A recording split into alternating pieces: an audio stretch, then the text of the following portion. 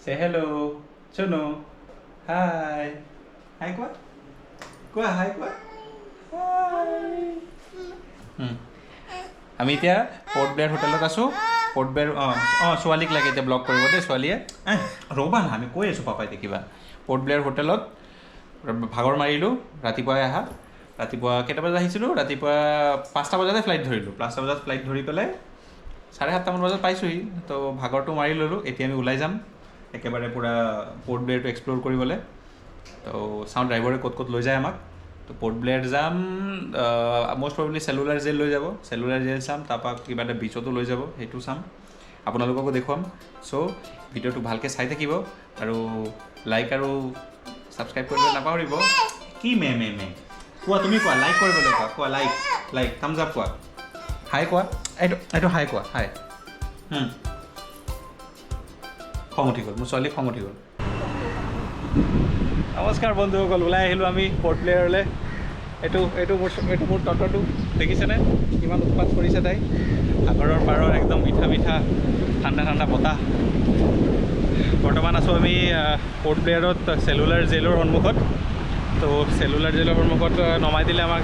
গাড়ীৱালাই ক'লে চেলুলাৰ জেলটো চাই লওক তো চেলুলাৰ জেল যোৱাৰ আগতে মানে সাগৰখন দেখি পালোঁ ইমানেই ধুনীয়া লাগিছে মই বোলো অলপ সাগৰখনে চাই লওঁ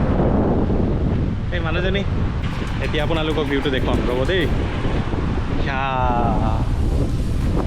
য়েছ এইটো ভিউ কাৰণেতো অহা হৈছে ইয়াত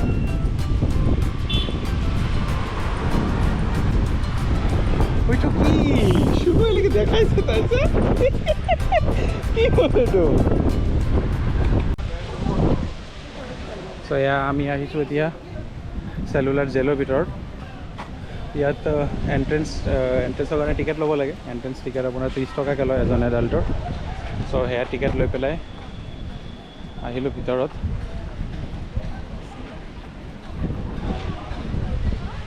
তো গোটেই এৰিয়াটো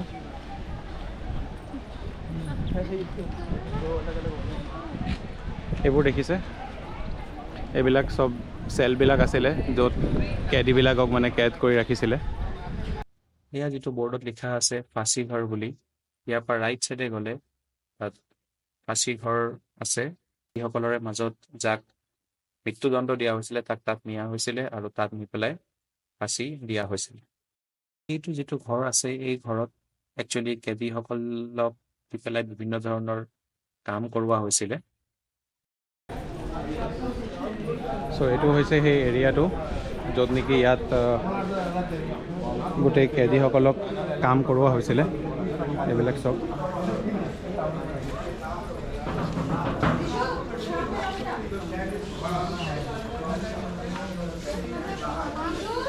কিবা তেল ওলোৱা কিবা হেৰি এটা হয় ইয়াত মাজত ইয়াত কিবা হেৰি মানে নাৰিকল হওক বা কিবা সৰিয়হ হওক এইবিলাক দি পেলাই ইয়াত মানে মানুহ এজনে ধৰি পেলাই ঘূৰাই থাকিব লাগিব ত' তেতিয়া ঘূৰি থাকিব যেতিয়া তেল ওলাব প্লাছ এয়া কাঠৰ হেৰি কৰা সেইটো এটা আছে oil mill Don't touch Baba.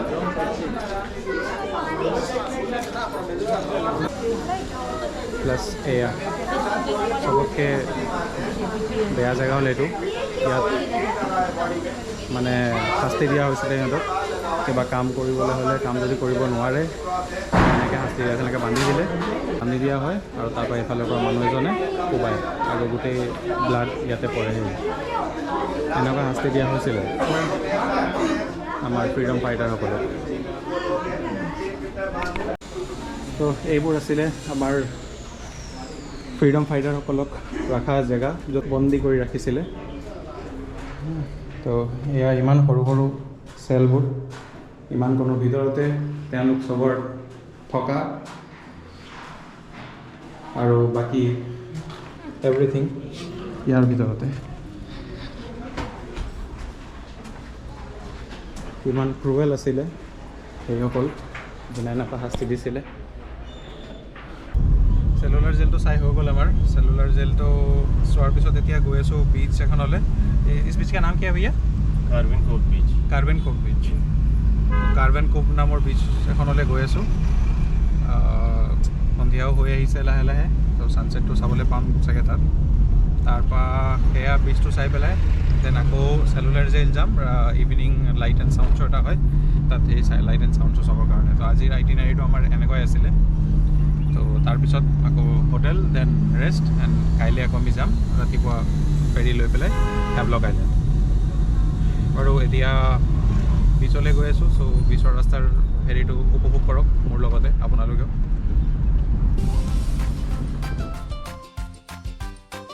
Apart from the scenic beauty of Andaman,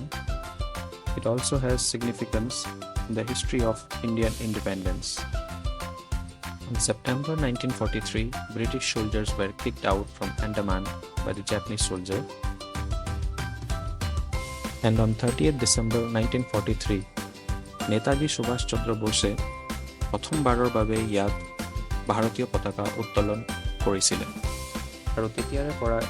এই পইণ্টটোক first tricolour black point বুলি জনা যায়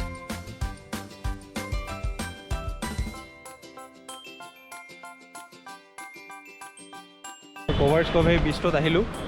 আহি পেলাই এতিয়া ইয়াত ৰাইড এটা বুক কৰিছোঁ আমি তিনিটাই মিলি পেলাই এই দূৰত মাজত ৰক আইলেণ্ড এটা আছে সেই আইলেণ্ডটোলৈ যাম স্পীড বোটত তাত গৈ পেলাই অলপ ফটোশ্বুট কৰিম কৰি পেলাই আকৌ ৰিটাৰ্ণ হ'ম ইয়াৰ পিছফালে সাগৰখন সেই পিছফালে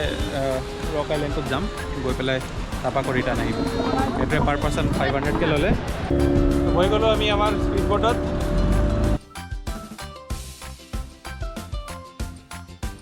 খুব ভাল লাগিছে বোট ৰাইডটো কৰি কিন্তু মোৰ ছোৱালীয়ে ভয় কৰি আছে ছোৱালীজনী ভয় কৰি আছে ভাই ফাৰ্ষ্ট টাইম হয় ন